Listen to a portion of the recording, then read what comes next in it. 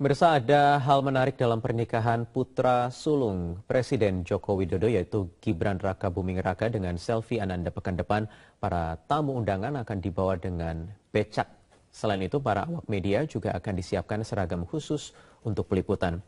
Informasi terkini atau selengkapnya kita akan bergabung dengan Putri Nurul Ilmi dari Solo, Jawa Tengah. Putri, sejauh ini persiapan becak yang akan digunakan sebagai media transportasi nanti dalam pernikahan Gibran dan selfie, bagaimana persiapannya?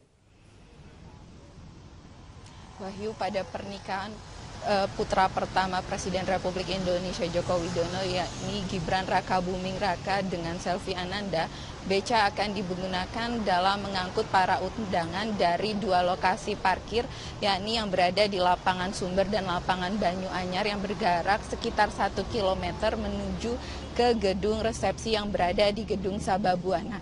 Ada sekitar 200 unit beca yang disewa oleh Gibran dan juga selfie dari 19 pangkalan beca yang ada di kota Solo. Nantinya ke 200 pengemudi beca ini akan dibayar sekitar 200.000 dan akan menggunakan pakaian khas kota Solo yakni seragam lurik serta juga blangkon. Ke 200 pengemudi ini juga akan berlokasi di lapangan Banyuanyar dan juga lapangan Sumber. Pakaian penggunaan dari beca sendiri dipilih karena beca merupakan kendaraan khas kota Solo dan juga ramah lingkungan.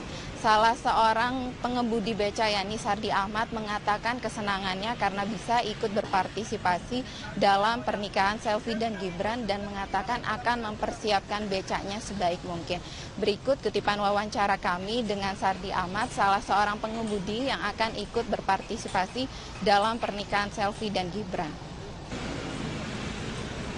Dari Pemkot kan tidak menyediakan untuk perbaikan atau untuk pengecekan dan sebagainya. Kita akan tetap mengadapkan bahwa beca itu tetap beca yang bagus atau yang baik.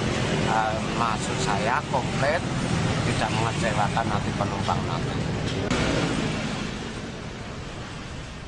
Wahyu. Ya, Putri, sementara untuk media atau wartawan yang nanti akan meliput acara resepsi Gibran dan selfie, bagaimana persiapannya? Kabarnya juga ada persiapan khusus dengan baju dan lain-lain khusus untuk wartawan. Ya Wahyu, kalau tadi mengenai beca untuk para tamu, ini ada seragam batik khusus yang diberikan kepada para awak media. Para awak media yang akan meliput di kawasan Gedung Sababwana ini diberikan seragam batik oleh Gibran dan selfie. Ada sekitar 200 buah seragam yang diberikan kepada para awak media, baik cetak, elektronik maupun online. Dan seragam batik yang bermotif parang dengan warna coklat ini sudah dibagikan kepada para awak media sejak tanggal 30 Mei 2015 lalu di kantor Media Center pernikahan selfie dan Gibran yang berada di Jalan Letjen Suprapto nomor 93, tidak jauh dari Gedung Sababwana. Nantinya para awak media ini akan memakai seragam batik saat berada di lokasi gedung pernikahan, yakni di Gedung Sababwana atau ring 1 dari pernikahan resepsi dari selfie dan Gibran berlangsung. Tidak hanya penggunaan seragam batik juga, tapi para awak media juga akan menggunakan ID card atau tanda pengenal saat berada di kawasan Gedung Sababwana. Ini dikarenakan agar para awak media saat meliput terlihat rapi dan juga lebih terkoordinir. Wahyu. Pemirsa, di setiap akhir pekan, redaksi Jurnal Pagi menghadirkan berita satu view mengulas mengenai isu-isu terhangat sepanjang sepekan terakhir dari sudut pandang media massa nasional. Kita akan membahas mengenai istilah sementara Partai Golkar, ijazah palsu pejabat dan juga bentrok TNI Angkatan Udara dan Kopassus. Ini merupakan pilihan isu redaksi Jurnal Pagi dan kini telah hadir Wakil Pimpinan Redaksi Indopos Volber Sialagan. Selamat pagi, Bang Volber. Kita lihat di sini kalau kita lihat sudut pandang dari istilah sendiri ya. Istilah sendiri menimbulkan ekses ya atau polemik baru begitu terkait siapa yang akan mendaftarkan dari pimpinan daerah begitu pada Pilkada 2015. Ya, sebenarnya Partai Golkar ini sebenarnya sedang dikejar oleh waktu. Karena di satu sisi mereka harus menyelesaikan konflik internal mereka, dualisme kepengurusan, tapi di sisi lain mereka juga harus dikejar waktu untuk mengikuti pilkada yang akan segera beri depan mata. Betul. Nah, dualisme kepengurusan ini harus segera diselesaikan karena KPU tidak mau ikut larut dalam konflik itu, sementara KPU sendiri hanya berdasar pada SK Kementerian Hukum dan HAM yang paling terakhir. Baik.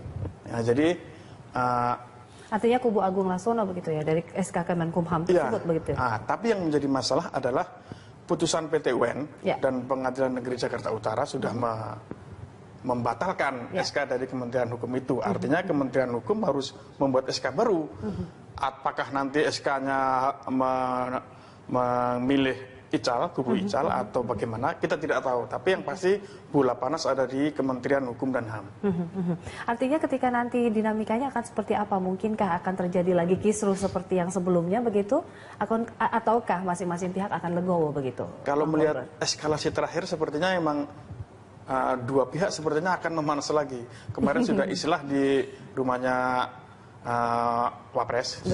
Sudah ada istilah, ada 4 poin yang saya kira cukup bagus ya, 1 sampai 3. Hanya yang nomor 4 itu yang mungkin masih menjadi masalah ketika siapa yang nanti berhak menandatangani pencalonan kepala daerah itu adalah yang disetujui oleh KPU. Ini yang menjadi masalah, dan masalah itulah yang kemudian menjadi membesar ketika PT UN ternyata membatalkan SK Kementerian Hukum dan HAM. Itu artinya adalah masih ada masalah lagi yang harus diselesaikan, sementara kubu Ical sendiri mengatakan jika ada putusan itu sudah keluar, artinya dia yang sah, kan begitu. Betul. Nah, di sisi lain kubu dari Agung masih mengatakan bahwa kita yang terakhir memegang SK Kementerian Hukum dan HAM. Dua-duanya merasa benar, dua-duanya merasa yang paling berhak. Nah, itu nanti bagaimana? Nah, disinilah peran dari Kementerian Hukum, maksudnya Menteri Hukum dan HAM sebagai tanda kutip itu bapak asuhnya para partai-partai.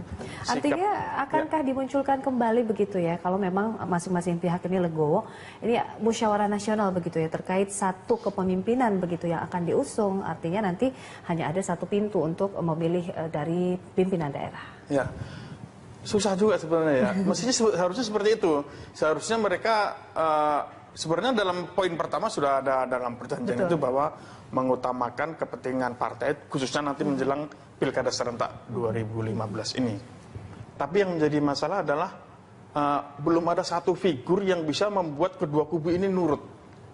Meskipun Pak JK kemarin. Sebenarnya sudah ada Yusuf Kala, tapi buktinya Ical mengatakan istilah kita batalkan karena ada PT UN. Agung Laksono mengatakan istilah kita batalkan karena kubu Ical tidak mau menandatangani, tidak mau memberi akses kepada mereka untuk menandatangani siapa yang nanti berhak menandatangani pimpinan daerah begitu ya, yang diusung oleh partai. Kalau kita lihat sebenarnya mungkin bagaimana nih? Ini kan bermuara juga ke Kemenkumham begitu. Akankah mungkin Kemenkumham akan begitu tegas tanpa ada konflik kepentingan di dalamnya? Saya melihat begini, justru sini yang dalam pikiran saya adalah yang bikin kisruh ini sebenarnya pertama intern mereka sendiri, yang kedua yang memperparah adalah Menteri Hukum dan HAM sendiri. Ya mungkin orang publik menduga bahwa ini ada kepentingan yang lebih besar di belakang Menteri dan SK itu ya. Karena coba bayangkan aja, ketika ada konflik, tidak lama kemudian Menteri langsung bikin SK, mengesahkan kubu Agung Laksono. Coba bayangkan. Padahal untuk sebuah partai yang besar, dengan kepentingan yang sangat besar, dia dengan sangat mudah sekali membuat SK. Mengakui kepengurusan Agung Laksono dan tidak mengakui kepengurusan Ical. Padahal semestinya kan dia harus turun dulu, melihat faktanya bagaimana. Dia berusaha mendamaikan dulu, dia sekuat tenaga mendamaikan kedua kubu. Lalu kemudian setelah proses itu lama dan ada berbagai cara yang sudah dilakukan dan ternyata masih baru dia membuat sikap, kan seperti itu mestinya kan. Tapi ini tidak. Dia belum melakukan apa-apa untuk melakukan untuk mendamaikan kedua kubu, dia langsung, itu artinya dua kubu sudah panas, dia sudah mengambil posisi di antara dua pihak ini. Saya kira ini adalah tanggung jawab dari Kementerian Hukum dan HAM, salah satunya adalah tanggung jawab Menteri Hukum dan HAM untuk memperbaiki lagi kondisi partai ini, meskipun dia bukan orang Golkar. Tapi untuk menepis dugaan-dugaan bahwa ini ada kepentingan yang lebih besar. Karena orang tahu kalau Golkar bermasalah, siapa yang untung? Golkar adalah oposisi. Keadaan terburuknya akan seperti apa ya? Mungkin nanti akan juga ada dilematis dalam KPU nanti begitu memilih siapa yang kepengurusannya sah hingga ke daerah nanti. Kisruh. Pasti nanti tetap ada dari Golkar, pasti ada. Mungkin dari kubu Agung atau kubu dari pasti ada. Hanya kalau konflik ini tidak selesai, suara Golkar akan habis. Baik, ini kita lihat dinamikanya nanti ya, Bang Robert.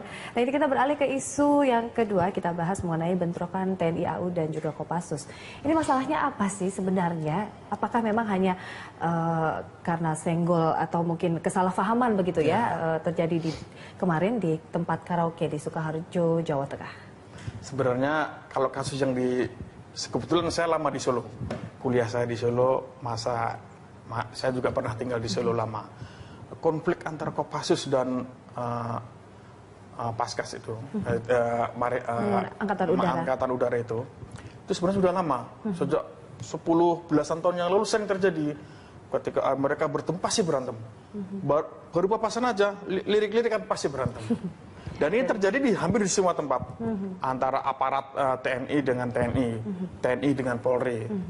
Sebenarnya masalah ini adalah sebuah harus diselesaikan oleh pimpinan TNI saat ini. Dendam lama yang sudah lama terpendam begitu? Bukan dendam sebenarnya. Mereka tidak ada dendam antar individu, antar ini sebenarnya nggak ada. Ini masalah apa ya? Ini adalah sebuah kekesalan masing-masing anggota yang sudah lama. Pertama adalah masalah kesejahteraan. Jadi ketika dulu masih ABRI, TNI itu begitu sangat kuat. Mereka bisa dalam berbagai faktor mereka bisa masuk dalam sektor ekonomi, sosial, politik dengan fungsinya macam-macam mereka. Tapi ketika dipisah menjadi TNI aja dan kembali ke barak, disuruh profesional lagi, tidak boleh berpolitik, tidak boleh berbisnis, habislah semua. Nah, yang bermasalah di sini adalah level-level menengah ke bawah dengan gaji yang pas-pasan, tidak boleh sahabat sana, tidak boleh sahabat sini, begitu kan?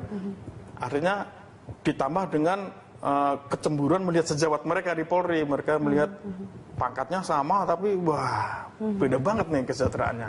Artinya adalah kecemburuan, kemudian faktor-faktor yang sudah lama itu terjadi itu membuat sedikit aja ada pemicu mereka akan marah, sedikit aja, baik itu dari antara mereka sendiri, dari arah orang lain mereka akan marah.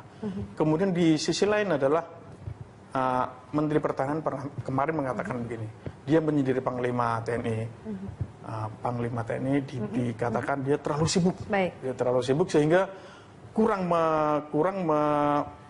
dekat dengan anggotanya. Itulah yang terjadi. Tapi menjadi pertanyaan besar ya, ada apa atau apa yang terjadi di tempat hiburan malam? Apakah mereka memang hanya sekedar melepaskan rasa stres atau mungkin menjadi backing dari salah satu atau lokasi di tempat mereka bertikai begitu? Itu pertanyaan yang mungkin. Ya, itu memang sudah bukan rahasia umum bahwa penjaga-penjaga di banyak-banyak tempat hiburan malam, tempat bisnis sekalipun, termasuk pembisnis pribadi pun banyak yang dikawal, dijaga oleh anggota TNI. Itu adalah mungkin ya semacam seperti saya katakan tadi, sabetan mereka untuk menambah setoran ke rumah gitu. Kira-kira seperti itu. Ini kita masih akan membahas perbincangan lain dengan topik lainnya di Bang Volber di segmen berikutnya. Kami akan kembali, tetaplah di Berita Satu View.